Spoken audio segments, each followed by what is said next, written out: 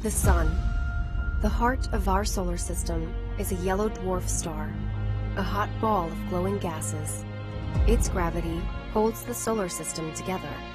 Electric currents in the Sun generate a magnetic field that is carried out through the solar system by the solar wind, a stream of electrically charged gas blowing outward from the Sun in all directions. The connections and interactions between the Sun and Earth drive space weather conditions on our planet, which can affect satellites and power grids, change the radiation belts, and trigger the aurora. And never before have we been able to study it so closely. NASA's Parker Solar Probe is diving into the Sun's atmosphere, facing brutal heat and radiation, on a mission to touch the Sun. And this spacecraft is changing the way we see and understand our nearest star. Today, NASA will reveal the surprising discoveries that this unprecedented spacecraft is uncovering about our Sun.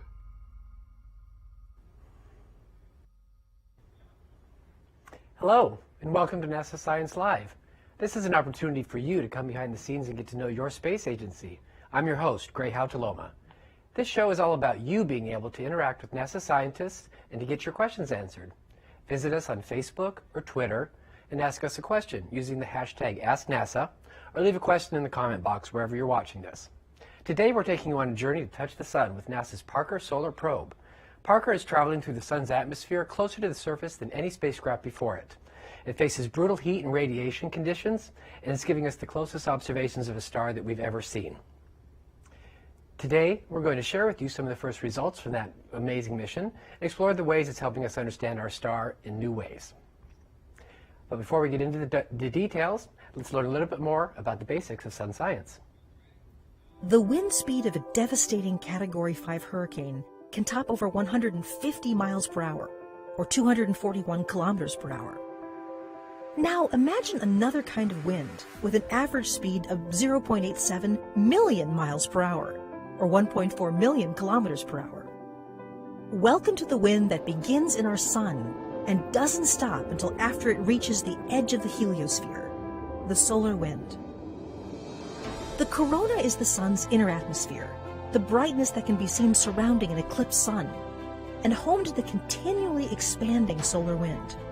Right now, the Parker Solar Probe, a NASA mission launched in 2018, is orbiting the Sun and will get as close as 3.83 million miles, or 6.16 million kilometers, of the Sun's surface. Parker is gathering new data about the solar particles and magnetic fields that comprise the solar wind. More specifically, two of its main goals are to examine the energy that heats the corona and speeds up the solar wind, and determine the structure of the wind's magnetic fields. While many theories describe the solar wind's history, this is what we do know. The solar wind impacting Earth's magnetosphere is responsible for triggering those majestic auroras, typically seen at locations close to our north and south poles. In some cases, it can also set off space weather storms that disrupt everything from our satellites in space, to ship communications on our oceans, to power grids on land. Knowing more about the effects of the solar wind is not only important to those of us who live on Earth, it will be critical to know how to mitigate its effects once our astronauts travel back to the Moon and beyond for extended periods of time. My feeling is, if the Sun sneezes, Earth catches a cold, because we always feel the impact of what happens on the Sun thanks to the solar wind. Well, as you saw, the Sun is very active, and all this activity influences the Earth and our entire solar system. We're 93 million miles away, and there's only so much we can see from this vantage point. But thanks to NASA's Parker Solar Probe, we're learning a lot more about our Sun up close, things you can't see from Earth. I'm joined today by Parker project scientist at the Applied Physics Laboratory in Laurel, Maryland, Noura Wafi, and Dr. Nikki Fox, head of the Heliophysics Division at NASA headquarters. So we've talked a little bit about the basics of the Sun through that video, and we're going to learn a lot more about Parker science and the great things that we're learning from it. But let's talk about a little bit about the basics. Nikki, if you could just start by, what is the Sun made of? Talk about the composition of it. So the Sun, I like to think of it as the Sun is made of everything that you're made of. So the Sun is when it had the Big Bang, it threw out everything that actually constructed our solar system and the very fabric of life. And so we're really almost all made of stardust. The sun is predominantly hydrogen. There is helium and some other heavier ions in there. And the sun is very important to us because, of course, it's a star. And so not only are we studying the sun and finding out why it's so important to us here on Earth, but we're also for the first time really going into the atmosphere of our star. So the sun is a glowing ball of hot gas. This gas is so hot. It's hot to the point where atoms split in negatively charged electrons and positively charged ions. And this makes what we call a plasma. And plasma, usually there is currents in it, and these currents create magnetic fields. So the sun has a hot plasma that is magnetized at the same time. And the magnetic field plays a key role in all the processes that are occurring in all the layers of the solar atmosphere. And going back to what Nikki said, 75% of the mass of the sun is protons and hydrogen, basically. The rest of it is helium. But there are traces of heavy ions, heavy elements like oxygen, carbon, iron, and others. So the atmosphere of the sun, it is made up of all those too. Tell me about how that all relates. We think of planetary atmospheres, but what is the sun's atmosphere? That beautiful atmosphere around the sun, we call it the corona, and of course a lot of us were really treated to an amazing show back in 2017 when we had that wonderful eclipse across America. And that's the only time that we're actually able to see the corona without using special telescopes that we build. And so that corona, it's very mysterious. It is really made of the sun's atmosphere. It is basically everything coming off the sun and being sort of held in that region around the sun. And it is one of the mysteries for us is it's actually 300 times hotter than the surface of the sun, which is just something that we need to go and study. So there are other mysteries. Let me go back to the solar eclipse. It's really an excellent example. If you look at different solar eclipses, they look all different. Because the sun is a star, it's magnetizing, active, and it's always changing. And as such, there is so many processes that are going on that create phenomenon like the coronal heating that you talked about. But there are other ones like the breeze of protons and electrons that is continuously leaving the sun to bathe Earth and the rest of the solar system that we call the solar wind. The solar wind is accelerated to speeds ranging from 200 to 500 miles per second. And we wonder for decades, where do they get that energy from? And that's a mystery that Parker Solar Probe hopefully will help us to solve. I know we're going to talk a lot more about the solar wind today with Parker, but tell me a little bit more about the solar wind and like what it is and how it affects the Earth and what we know about it. So the solar wind is really very key for us. We live in the atmosphere of the sun, and so you see the corona, I mean, it's big, but it doesn't look that big when you see it during a solar eclipse. But that atmosphere is actually streaming all the way out. It bathes all of our planets on the way to the very edge of our solar system. In fact, it shapes our very place in space. So it kind of creates almost like a windsock around the whole solar system as it is orbiting around the Milky Way. And so it's really shaping it. It's the sun goes right the way to the very edge, and it interacts with interstellar space and really shields us from all of the nasty stuff that's in interstellar space. So that the solar wind is really protecting us. Now, also in the solar wind, all these particles continually streaming towards us, as Noor said, that they carry a magnetic field with them. The Earth has a magnetic field too. And so sometimes these things can interact and allow just huge amounts of energy to come into our magnetic atmosphere, our magnetosphere, causing big churning and big activity that we call space weather. And so it has a profound impact for our astronauts and also all of our technology that we rely on every day. And that's actually why why understanding the corona is not an option for us. We need to understand it. And we have been studying the corona for years and years and years, for decades. And there are still these mysteries that we are struggling with. And the best way to prevent the devastating effects of space weather is to prevent it. And by prevent it, we have to predict this phenomenon like coronal mass ejections, like flares. And we need that basic understanding of how the solar corona works first in order to go to the second step and to predict this phenomenon. Yeah, I think you've kind of gone over it. I guess do you have anything more to say about why it's important to understand the sun? It's very fascinating. We know a lot about it already. Why do we need to keep studying it? So we've looked at the sun in just about every wavelength possible, and we have sent spacecraft all the way in as far as the orbit of the planet Mercury. But we've never been able to go right into this heart, this source region. And so it's like, you want to understand how a waterfall is formed. If you're at the bottom of the waterfall, you have no idea what's up there actually causing it. With Parker Solar Probe, not only are we going up the waterfall, but we're going all the way down the river to the very source, that tiny little trickle, to be able to now, for the very first time, go into that source region where all of this interesting physics is happening, where the coronal heating is happening, and where that acceleration of the solar wind. And so it is very critical that we go into this region because it's the first time that we can really get the data we need. As Noor said, we've waited decades and decades for this information. So that's why we're so excited to be here today. All right, well, thank you so much. And we're going to talk a lot more about these things as we go through this. But we just learned, we've learned some of the fundamental science happening at our star. And why don't we hear right now from some of the leaders of this mission about what they found out in these first 4 papers that are coming out today in Nature. Let's hear from them right now. 50 years after the beginning of space exploration, we still don't understand what's heating the solar corona, accelerating the solar wind up to really high speeds. So there's this long-standing mystery: how do you create a hot corona from a cold star? And by going in very, very close to the sun, we're learning about the sources of energetic particles, where they begin, right down in the solar atmosphere or corona. Well, the solar corona is the upper atmosphere of the sun. That's millions of degrees. It's very hot.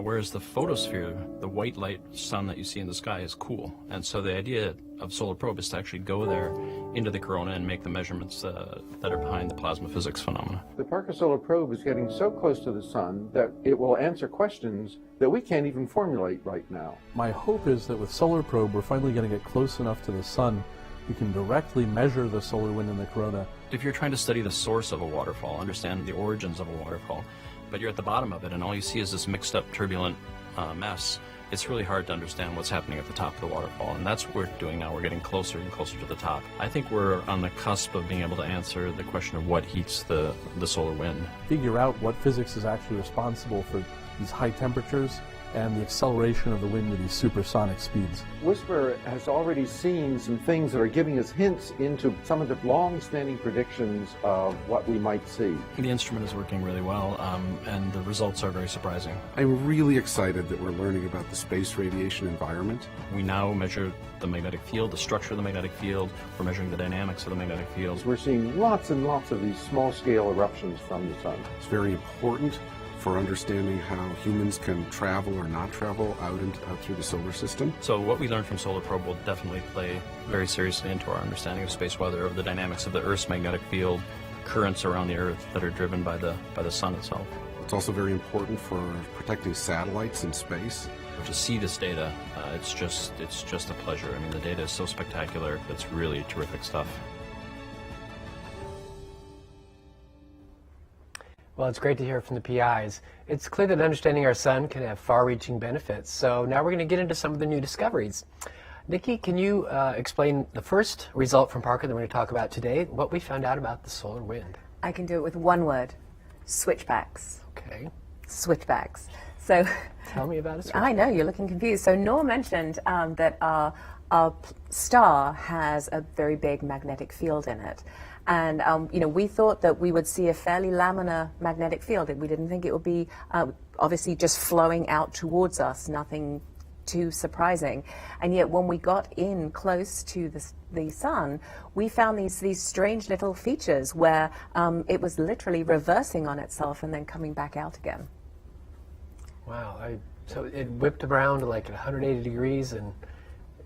Can you demonstrate that? You look confused. Shall I draw you a picture? Yes. All right, let me draw you a picture. Now, I'm pleased to say that my friends here know I'm not good at drawing, so they actually provided a sun for me. Now, you will remember from when you were at school, you sprinkled iron filings around a bar magnet and you saw a very nice pattern. Well, very similar We see that on the sun, but of course with our sun everything is complicated, so it's a little bit more detailed. But we are at solar minimum right now, so it is the least active time of the solar cycle, the least number of sunspots on the disk right now. And so that means that the magnetic field is a little bit more uniform. And so we can think of it as coming out from one side and sort of laying down as it gets pulled out, as Noor said, to sweep across all of the planets. And then the corresponding field coming in on the other side. And so you've got this sort of region here where you'd expect to see fields pointing in different directions. Okay, so we got our very first magnetic field data, and we expected when we were looking at this radial flow from the spacecraft that we would see just that magnetic field coming towards us.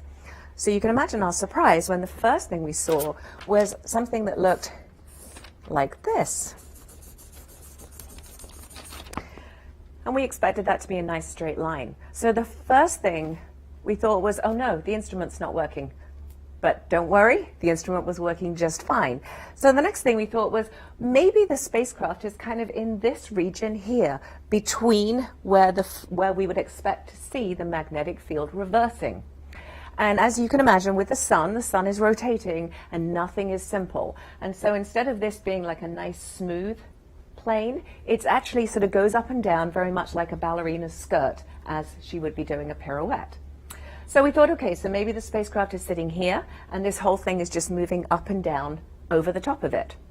Then we added another data set to our study and realized that the material we were looking at was basically staying on the same field line.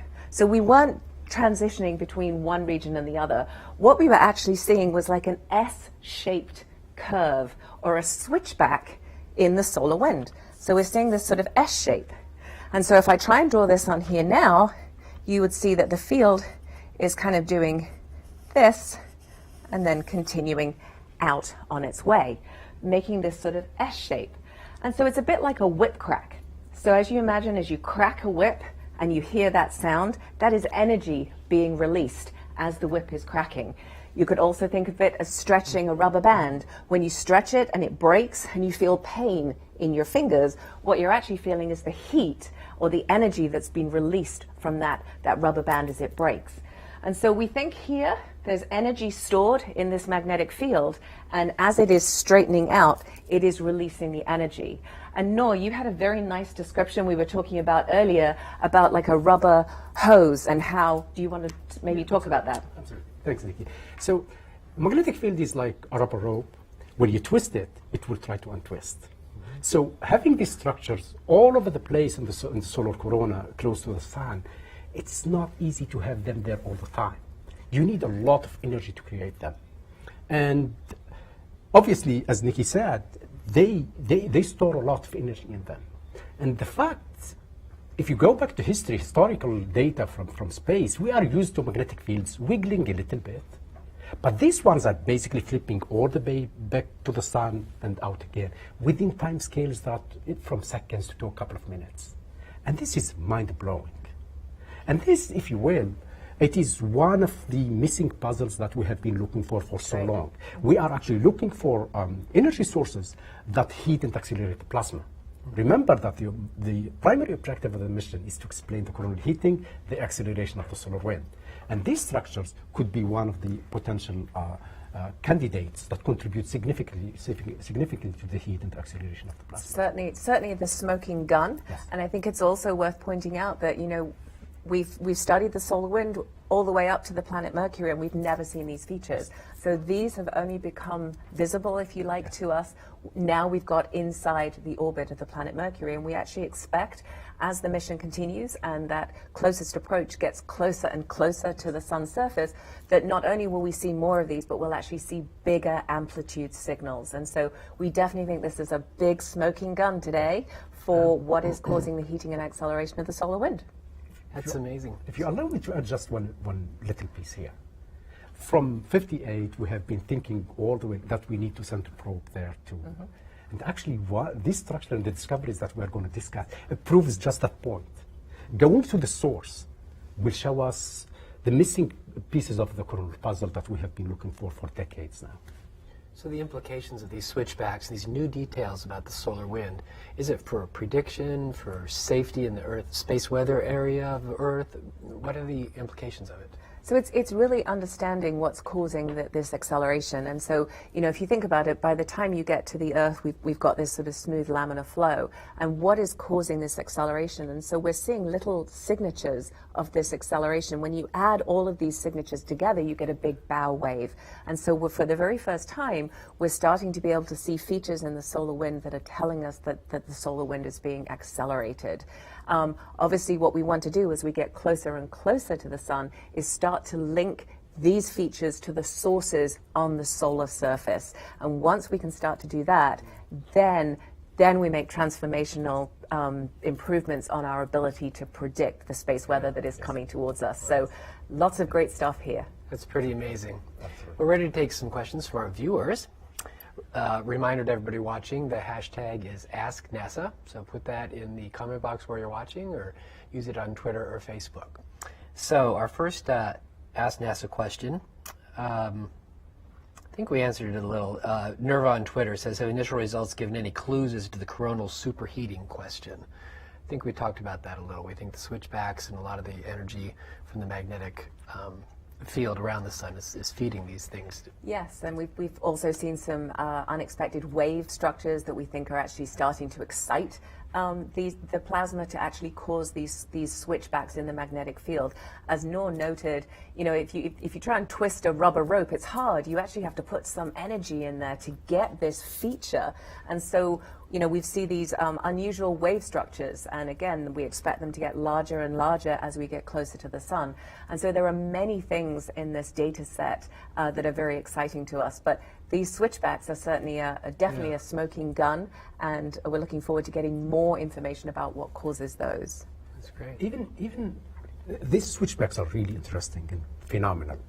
But there are periods of times where the magnetic field is so quiet and it's doing nothing. So there are no switchbacks there. But still, the plasma is loaded with energy in another form, in waves. We see a lot of waves during the quiet period where the magnetic field is steady. But once the switchbacks comes in, the waves disappear and the energy is in the switchbacks. So there's definitely a lot of exciting Exactly. stuff. So another question about the heating issue. Maddie on Twitter wants to know, if you've never been between the corona and the surface, how do we know the corona is hotter than the surface?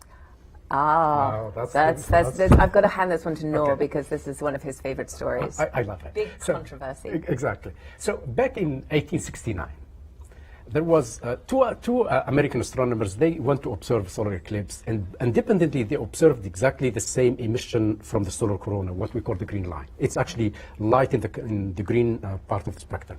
And that mystery lasted for 70 years. We didn't know what is the chemical element that is emitting that. In the late 1939, we actually solved that mystery. We knew that light is emitted by iron ionized 13 times. By solving that mystery, we discovered a big mystery. The fact that these highly ionized ions exist in the corona, it means the corona is extremely hot, because you cannot ionize iron 13 times without having plasma in the millions of degrees. So the corona must be extremely hot for these highly ionized ions to be there. That's how we know they are there. The corona is hot. But for years they thought it was a whole new element. Absolutely. So actually, not too long before that, they discovered helium. Yes. Also in the same way, using these spectroscopic measurements during eclipses, they discovered helium, and they thought, oh, we've discovered another material, and they called it coronium. And that was where the controversy came. There were the group that thought it's coronium, and then there was another group that said, no, it's iron, but it's so superheated that it's lost all of these electrons, and so that was how they discovered it was 300 times hotter. It's the only way it can exist. Wow. We have time for just one quick question here. Strati from YouTube wants to know, are there correlations between the magnetic field direction and local corona temperature? We don't know yet, actually. Probably not, but we really care more about the magnetic field direction for how it impacts us here at Earth, because obviously if it's pointing in the opposite way to the Earth's field, then just like poles repel and opposite poles attract with magnets, we get an attraction and we get an actual connection, and that allows an awful lot of energy in. So we really care about the direction of really when it gets here to Earth. It's really the magnitude, the strength of that magnetic field that I think is going to be more important. And on the sun, as Nikki said, the direction may be important, but not that important. It's actually the complexity of the field that is important. The more complex the topology is, there is energy that is available for the plasma. When this magnetic field erupts, it transfers energy to the plasma in the form of heat and acceleration. So it's the complexity that is more important. The more twisted it is, exactly, the more energy it has. Exactly. Well, real quickly before we go to our next segment, which is a demonstration of Parker's heat shield, I do want to know real quickly, Nikki, how it goes through this super hot area and just doesn't get 3 million degree burned. plasma. Yeah. Yes. So would you touch your stove? Never. Never. Good. So, you know, we talk about this 3 million degree plasma, but the plasma itself is not very dense. It's kind of a tenuous plasma. And so there aren't that many particles there. And so if you think about turning your stove on and you set it to like 450 degrees Fahrenheit, you can put your hand inside your oven and you won't burn yourself unless you actually touch something. Now, do not try that, Gray. But if you touch something, then you actually allow that heat to couple into your fingers and you will get burned. So with Parker Solar Probe, there are not that many particles there. So even though the plasma around it is the individual particles are at a temperature of 3 million degrees, overall, there isn't that much atmosphere there to really couple into the spacecraft. So what we have to worry about is heat from the photons. I mean, we're right up by the sun. It's really bright. You put your hand near a light bulb, you'll feel that heat. And so we actually worry more about that. And so we have this incredible heat shield that still has to withstand temperatures of about 2,500 degrees Fahrenheit on the front side, whereas the instruments that sit on the main body of the spacecraft they hide in the shadow, or they live in the shadow that is created by that heat shield. And so they are at a temperature of about 85 degrees Fahrenheit, so a little bit like a Florida evening in August. Nice. It's having a nice little sojourn, Parker is. Well, that's pretty amazing. We recently visited Betsy Congdon, Parker's lead heat shield engineer, and Jim Kinnison, Parker's mission systems engineer, at Johns Hopkins University's Applied Physics Lab, where they showed us a full-size model of Parker's heat shield, and they did a demonstration for us. So let's take a look. Thanks, Gray. I'm here with the spare heat shield and truss structure. It is an exact replica of what's flying in space. The top heat shield is 8 feet in diameter and 4.5 inches thick. You can see that the top surface has a white coating that was specially designed for Solar Probe to reflect energy. It's a lot like being in a white car on a hot day as opposed to a black car on a hot day. You'd much rather be in the white car. The whole heat shield is sitting on a titanium frame that connected to the spacecraft, and the system keeps Parker Solar Probe at a cool 85 degrees as we approach the sun. Now I'm going to show a little demo. Hey, Jim. Hey, Betsy. So here we've got a cutout of the heat shield. It's the same thing, 4.5 inches thick, carbon-carbon on either side. Carbon-carbon is a lot like the graphite epoxy you find in your tennis racket or in your golf clubs, but it's just been superheated. The inside is a carbon foam. It's only about 3% dense, which is one of the reasons why it's so lightweight. Okay. So let's give this a try. Okay. This isn't going to hurt, is it? I don't think so. Okay. I'm going to get the front surface glowing red hot. It's not quite as hot as it's going to be at the sun. We can't quite do that. But it's pretty hot. I can certainly, even now, start feeling the heat. Jim's going to be able to touch the backside, though, with his hand. Ready for me to try? Yeah, let's do it. Let's do it. Wow, that's very cool. I don't feel any heat at all coming Nothing? through. Nothing. I certainly feel heat. And it's starting to get bright red on the front side here. Nothing here.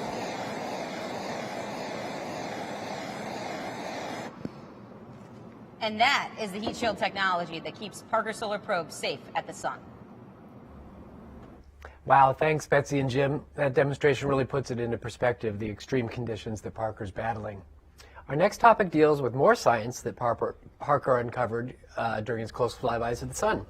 We're going to head back to the Applied Physics Lab, but this time to the Parker Missions Operations Center.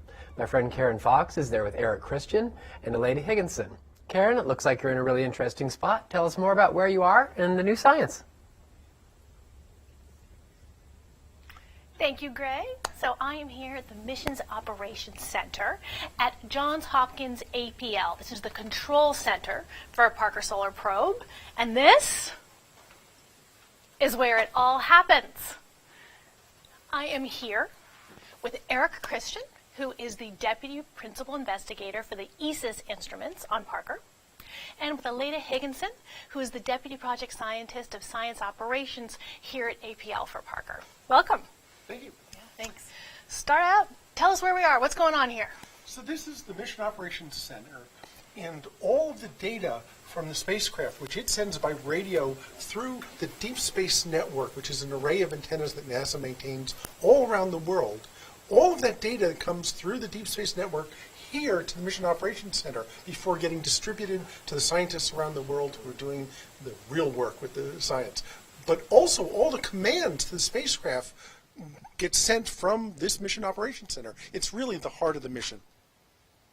So right here, right now, this is the place where things are going up and down. We're talking to the mission. How often are you in contact with Parker Solar Probe? So there's a few things that can interfere with our ability to talk to the spacecraft. One is the sun itself. If Parker is on the other side of the sun, then obviously that's going to interfere with communication. And the other has to do with the angle between the heat shield and the antenna that the spacecraft actually uses to talk to Earth. So when Parker gets really close to the sun, then we have to keep that heat shield pointed at the sun to protect the spacecraft, and sometimes that means that we can't point the antenna at Earth. So we go through phases of good times we can talk to the spacecraft and bad, but right now we're in a good phase, so we can talk to the spacecraft every day or every few days. Fantastic. So we are here today to talk about the science seen by those very signals that have come down, bringing down the observations from Parker Solar Probe. So first up, tell us about this dust-free zone that we're spotting around the sun. Yeah, so there's a dust cloud that fills the inner solar system, and it's made up of pieces of comets and asteroids. And as these pieces break off, they spiral in towards the sun, they collide with each other, they break into smaller and smaller pieces. And when they get really close to the sun, when they're very small, they either get completely vaporized by the sun, or they're so small that the pressure from the light of the sun itself is enough to push them back out away from the sun. And it's believed to create this region around the sun where there's no dust at all, or the dust-free zone. And you can actually see this dust cloud from Earth itself. It's called the zodiacal light, but you can't see the dust-free zone. And so Parker Solar Probe is diving through that dust cloud and finally getting the first hints that we might be able to detect this dust-free zone for the first time. And there were predictions about this dust-free zone like 100 years ago, right? That's right. In 1929, it was first predicted by Henry Russell, so it's been a long time. It's so exciting that we are figuring out things that we've predicted from long ago. Another thing we're going to talk about today is the solar wind. This is this stream of particles flowing out from the sun that we've been talking about. And what we've learned from Parker is that it is rotating with the sun in a different way than we expected. So the solar wind blows out in all directions from the sun. But we know that the corona, the atmosphere of the sun, rotates with the sun. It spins about every 26 days. But on Earth, the solar wind is moving straight out from the sun. So there's got to be a transition where the atmosphere of the sun goes from rotating with the sun to moving straight. The data from Parker Solar Probe shows that that transition happens further from the sun than we thought, than the theories predicted. And that's actually really interesting because this slowing down, this straightening out of the solar wind is what slows down the spin of all stars in the universe. And so as a star evolves, it tends to spin slower and slower. And the spinning affects the activity, the amount of solar space weather, the number of storms that you get from a star depends upon how fast it's spinning. So this affects the evolution of all the stars in the galaxy, all the stars in the universe, and can affect habitability of solar systems far away from our own. Really exciting. I think it's great that we're studying our star, but we're able to find out more about the entire universe when we do that. Yeah, so our star is our sun is the only star that we can directly go with Parker Solar Probe and measure exactly what's happening. All the others were so far away from. Telescopes can tell us a lot, but actually getting there where the action is what Parker Solar Probe is really designed to do. Great. We're going to have one more discovery we're talking about today, more in the here and now, which is about space weather, which of course can affect astronauts and technology near Earth. And we saw with Parker the seeds of some of those space weather events. Tell us a little bit more about that. So the ESIS instrument suite on Parker Solar Probe sees a bunch of very small solar flares. These are explosions on the sun that can accelerate particles all the way up to almost the speed of light. It's these solar energetic particles, these very fast particles, that are a danger to spacecraft and astronauts, especially when they get away from the magnetic field of the Earth, for example, going to the moon or Mars. So these are very interesting from the standpoint of space weather. And Parker has seen small events that are completely washed out by the time they get to Earth. We've never seen them before, but they form the key to understanding what's accelerating these solar energetic particles. Until we understand the basic science, we can't predict them. All right, thank you. We are now going to take a couple of your questions from Ask NASA. The first one is from Mark on Twitter. Do we know how hot the shield got versus how hot you calculated it would get? So we don't have temperature sensors on the front of the heat shield because they would obviously burn up. But we do have temperature sensors behind the heat shield at the back side. And then we use a model to say, okay, if we know that the front of the heat shield is this hot, then we would expect to register a certain temperature on the back side. So we've been comparing that from the first 3 orbits, and Parker Solar Probe is going to keep getting closer and closer, and we have every reason to believe that it's going to keep performing beautifully. Fantastic. Our next question is from Ayal on Twitter, who wants to know, when the probe is on the far side of the sun, it loses all contact with Earth. How long do we have to wait until a connection is reestablished, and how unnerving is it for you? So Parker Solar Probe encounters with the sun when they're sometimes on the other side are 10 to 15 days. So the first time Parker Solar Probe went behind the sun, we were pretty nervous because we weren't sure if we would actually see it come out the other side, but the heat shield performed beautifully, and now it's pretty routine, so we're looking forward to the next encounter. And we have time for one more quick question on this side. This is from an 8th grade Earth Science class on Twitter. What was the biggest engineering challenge building Parker Solar Probe? So I would think it's the heat shield. Without the heat shield, we don't have a mission. And so they put a lot of effort into proving that they could build a heat shield. They actually built a test one and ran it through these ovens to make sure that you could heat up one end and still keep the back end cool. Because without that heat shield, we just never would be able to get as close as we're getting. Fantastic. Thank you so much. We will continue to take Ask NASA questions, a few more from this side later. And now we're passing it back to Gray Hautaloma in the studio. All right. Thanks, Karen. That's not the last we've talked to you today either, but thank you so much. Now, Nikki and Noor, the Parker mission is unique in a lot of ways, but one of the ways it's most special is it's named for a living person, and that just doesn't happen, right? Yeah, so it is very historic for us. It is named for Eugene Parker, and as you noted, it's not just unusual, it's actually the first time that NASA has ever named a mission for somebody during their own lifetime. And when you consider that you actually have a higher probability of winning a Nobel Prize than you do of having a NASA mission named after you, just imagine how that would feel. And of course, Gene actually joined us with his family at the launch site, and I was able to spend a lot of time with him and just really hearing just how much it meant to him. He also came and saw the spacecraft at the Applied Physics Lab before launch, obviously, and he marveled at just sheer engineering feat that was in front of him. He's very humble and gave an awful lot of credit to the engineers and the scientists who had spent all this time preparing this wonderful machine that is going to go and do the science. That he really inspired a generation. He created, if you like, the heliophysics community, and he inspired the science that we do. But I bet you want to know why we picked Gene Parker, and I'm sure Noor would like to tell us. Yeah, thanks, Nikki. So Back in 1958, a young Eugene Parker wrote a paper. It's in new results, new research. He submitted it to one of these prestigious journals. And he got the review back, and the reviewer basically suggested to him to go to the library and learn more about the sun. And that was he tells me jokingly that was his nice review. That was the good review. Yeah. That's great. And obviously, but the editor was no one else but the Nobel laureate Chandrasekhar. He actually saw the value of this research. And he kept the paper for a little while, and after that he decided to publish it. And that's actually the very first seed of all theories about the solar wind.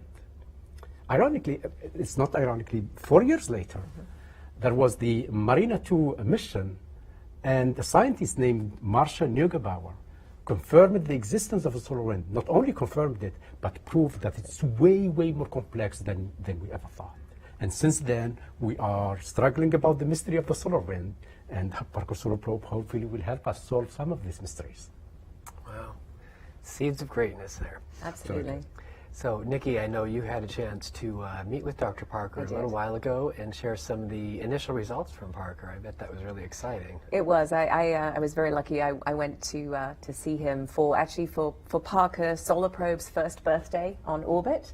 And I went to see him. We shared a lot of memories about the experiences from the launch and also seeing that mighty Delta IV heavy rocket on the pad, not only seeing that spectacular rocket, but also seeing the Parker Solar Probe logo at the very top.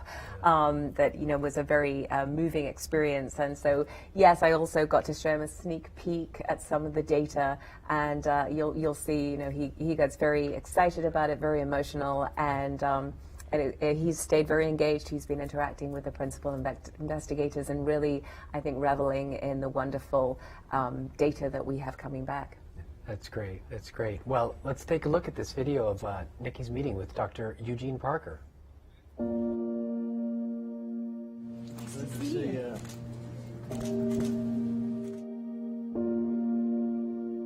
Well, all I can say is, wow. And I'm not surprised that it's strange, because it usually is when you go there and make measurements.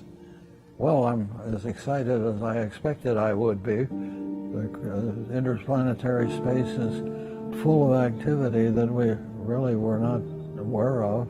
And they're also very quick, so we took images that are about 12 hours apart, and they're not there in the next image. And so they're very clear for 2 images, and then they're gone. When you go on a space mission, you always run into mysterious things.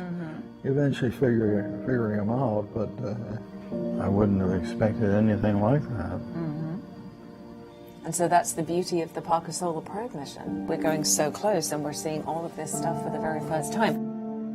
As usual, when you have a space mission into an unknown place, you find remarkable things that you did not anticipate.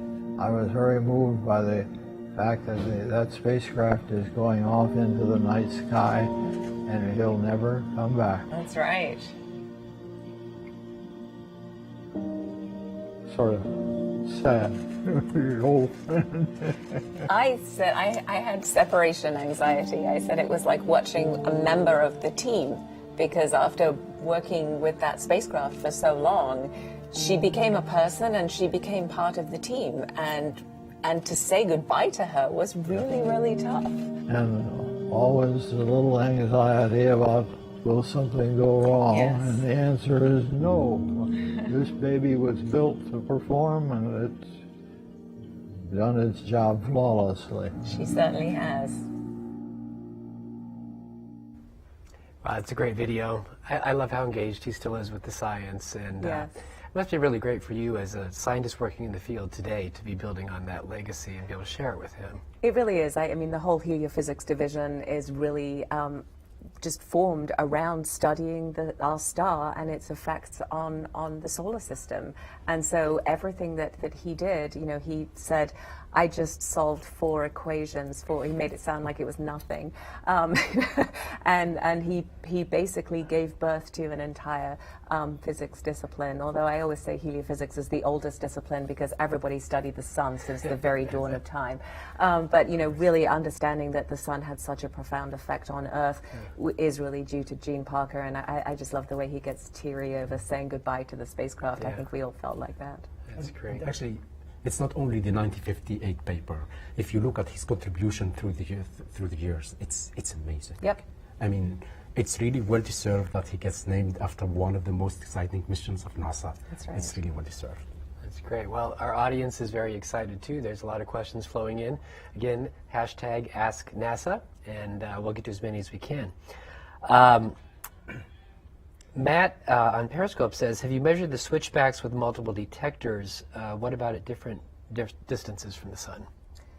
So we did have to use, obviously, you know, that's the reason we carry all these different detectors, is we want to be able to put them together and form a full story and a full picture around the science that we're seeing.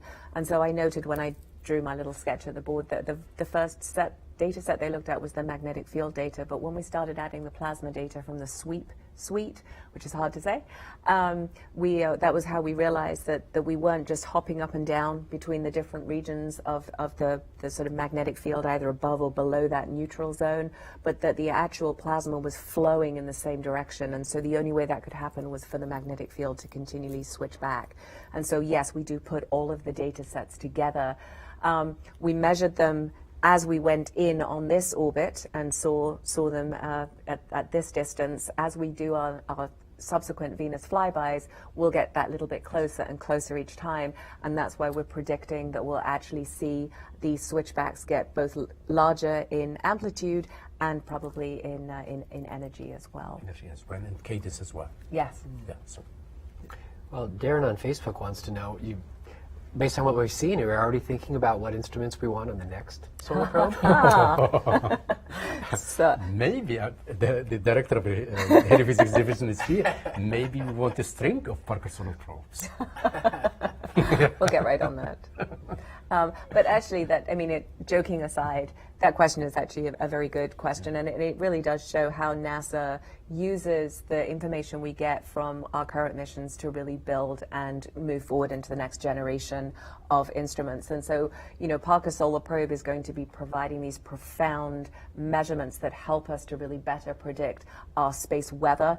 It will make transformational improvements in our ability to predict the space weather. And so that means the monitoring program and the information that we're going to be doing as we move forward is very, very much informed by Parker Solar Probe.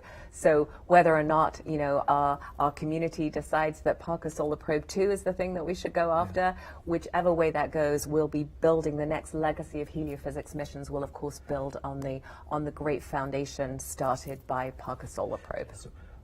Realizing a mission like Parker Solar Probe after 60 years, I mean, the idea dates back to 1958, is really a big thing. Because flying close of star is not easy to achieve at all, because the smallest mistake you do, your mission is gone in no time at all.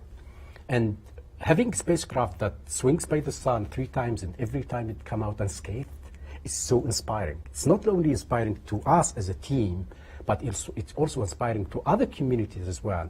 If you look at the heliophysics community, there are certain ideas that a few years ago we thought that are impossible to realize. Now we are considering that. People start thinking about missions that are so daring, and they will probably propose them in the near future. I shall look forward to those proposals. Yes. It is inspiring. Well, there are a lot more Ask NASA questions, and we're going to throw them back to the Applied Physics Lab, where Karen and her crew is going to answer them. So, Karen, over to you. All right, hello again. We have a question from Kashnik on Twitter. Can we send the spacecraft through the switchbacks, and can we actually see them? Should I take that? Yeah, that's for you. So Parker Solar Probe is actually flying directly through the switchbacks every time that is close to the sun. And the closer that it gets to the sun, the stronger these switchbacks get. And we can't see them in the pictures that we get back from the spacecraft, but two of the instruments that are on Parker Solar Probe, Fields and Sweep, they measure the magnetic fields and then the actual particles around the spacecraft. They're what's actually detecting the switchbacks. So in a way, we can see them. Fantastic. Thank you. Next up is from Brandon on Twitter. If the solar wind can damage power grids on Earth and satellites in Earth's orbit, does the probe need to be protected against the solar wind when it's near the sun? So the way the solar wind damages the power grid here on Earth is actually, it's the magnetic field that comes with the solar wind that moves the magnetic field, and that causes current to be generated in these long power lines that we use for the power grid. That can affect satellites. The things that are more damaging to satellites are the radiation, the high energy particles, and yes, Parker Solar Probe does need to be protected against that. The electronics are specially built to be able to take higher radiation than many other spacecraft. All right, thank you very much. Next up from Manish on Twitter. What do the new findings help us understand about the sun? So they help us understand the solar wind as it's forming near the sun. And this is important because the solar wind impacts Earth. But a lot of the things that we see in the solar wind when they get to Earth, they're very different when they're close to the sun. And so by understanding how the solar wind is actually formed and why the corona is so hot, we're hoping to be able to better understand the environment around Earth itself. Great. Next up is one we definitely get a lot, which is from Kashik on Twitter. Does Parker Solar Probe take pictures of the sun? So Parker Solar Probe actually has two cameras, but they can't take pictures of the sun itself. We're getting so close that the sun would burn out any camera that we could make. But what we are taking pictures of is the corona, the atmosphere of the sun, off to the side. And that shows us the streamers that we see coming off the sun, the solar wind we see coming off the sun. And so we can see a lot of the structures that we're about to fly through because the two cameras are on the front end of the spacecraft. And so they're extremely useful and scientifically interesting. But taking a picture of the sun at closest approach, just we can't do. All right. Rami on Facebook asks, how long is the mission altogether with planning, travel time, and observation? So Parker Solar Probe is a mission that's actually been planned for more than 50 years. We've known about the mysteries of the sun and we've wanted to go there and find out what the answers were, but we just didn't have the technology. And the spacecraft itself actually launched in 2018 and it's going to go through 2025, so that's 7 years. It's going to do 7 flybys of Venus and 24 orbits around the sun. Great. We have a question that I'm going to ask each of you to answer, which is from an 8th grade Earth Science class on Twitter. And they want to know, what is the biggest scientific mystery you want to solve with Parker Solar Probe? So Eric, you take it first. So the instruments that I work on study the energetic particles that come off the sun, moving at almost the speed of light. After all these years of studying them, we still don't know exactly what accelerates them. And yet these are the particles that can be damaging to spacecraft and even astronauts in orbit. So understanding the acceleration, how you get these pieces of atoms moving up to almost the speed of light, is really what I'm interested in solving with Parker Solar Probe. I'm going to give Aleda one chance to answer too. Sure. So I study the solar wind, so I'm most interested in the Sweep and Fields instruments, which study the actual particles in the solar wind and the magnetic fields. So we're really hoping to understand the origins of the solar wind, how it's escaping from the sun, and then how it evolves as it moves towards Earth. Fantastic. Thank you guys so much. We are going to go back to Gray Hataloma in the studio. Thank you so much. Thank you. All right. Thanks, Karen. So we just discussed a lot of exciting science about our sun, and that discussion is only beginning. The science can help us understand not only the environment in our own solar system, which is driven by the sun, but also help us better understand the science of other stars in the universe. Let's watch a quick recap of all the science we just learned about. For the first time ever, we were able to go to the source of the solar wind and solar particles. Here are 5 features Parker saw. We've long known that space is full of cosmic dust. We can even see the dust from Earth because it reflects sunlight. Parker saw evidence that the dust stops at an estimated 3.5 million miles from the Sun. As the dust gets closer, the Sun vaporizes it, creating a dust-free zone surrounding the star. At Earth, it appears that the magnetic field lines flow evenly out from the Sun, but Parker saw them behave in a surprising way. The magnetic field lines flip in a whip-like motion, turning 180 degrees around in a matter of seconds. These switchbacks came in clusters and were timed with fast-moving clumps of plasma in the solar wind. Scientists have long wondered if the solar wind is generated as a continuous flow or in spurts. We now see evidence that the solar wind has rough, irregular texture. The plasma within it also seems to lack an orderly sense of direction. Some clumps of solar material fire out into space, while others fall back toward the Sun. These clumps may be distorting the magnetic field, causing the switchbacks. They may also be an indicator of what the solar wind looks like in its early stages after its birth on the Sun. Parker found a transition point in the solar wind. The corona is the Sun's faint, outermost layer that transitions to the solar wind. Before Parker, scientists knew that the corona rotates with the visible surface below it, but they didn't know how, or where, the solar wind switched to flowing straight by the time it reaches Earth. Parker has finally spotted signs of this transition, and the changeover happened significantly farther out than expected.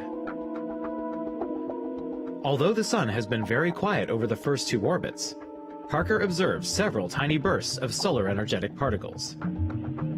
While these events have been seen before, never ones this small. The fast-moving particles from these modest bursts spread out as they move from the Sun, making them undetectable from Earth. Without Parker's front row seat, we would never know that the Sun is regularly producing these small-scale events. Fast-moving particles are a source of dangerous radiation.